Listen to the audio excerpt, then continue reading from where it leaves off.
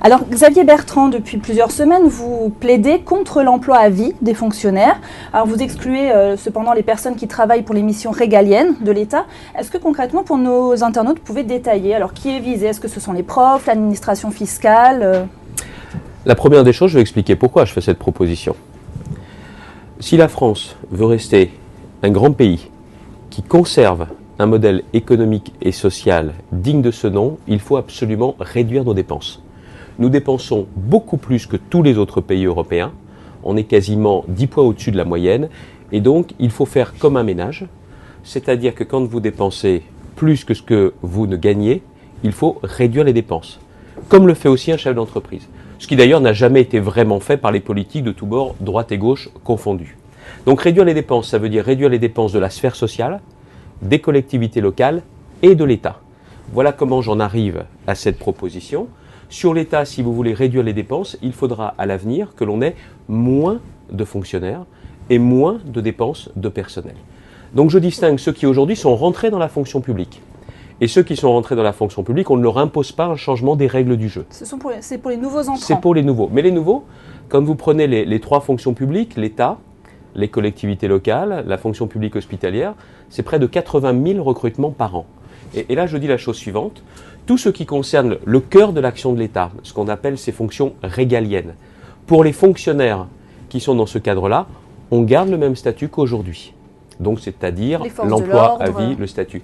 Les forces de l'ordre, mais par exemple les policiers qui sont en service actif. Est-ce qu'un agent administratif, aujourd'hui, doit forcément avoir cette garantie de l'emploi à vie? Je ne pense pas. Donc vous avez des fonctionnaires qui garderaient ce statut à l'avenir, d'autres qui auraient un statut de droit privé, mais ils connaissent les règles du jeu avant de rentrer dans cette nouvelle fonction publique. Et puis il y a aussi d'autres fonctionnaires pour lesquels je propose la liberté de choix. Par exemple, une infirmière. Moi qui étais ministre de la Santé, je sais leur rôle indispensable. Mais je propose le choix suivant.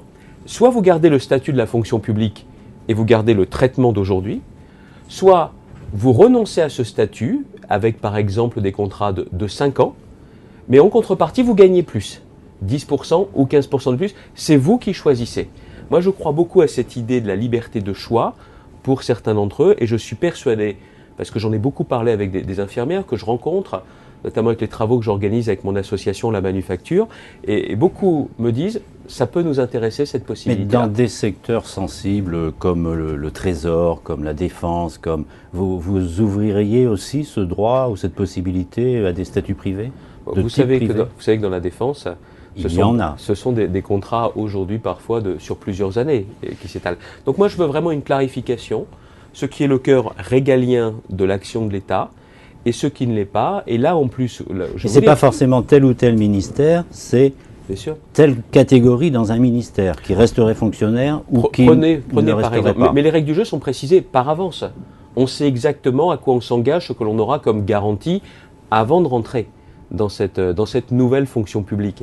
Et ça permet aussitôt de faire des économies. Non seulement il y a une clarification, mais ça permet aussi de faire des économies parce que quand vous recrutez aujourd'hui un fonctionnaire, vous ne le recrutez pas pour une année.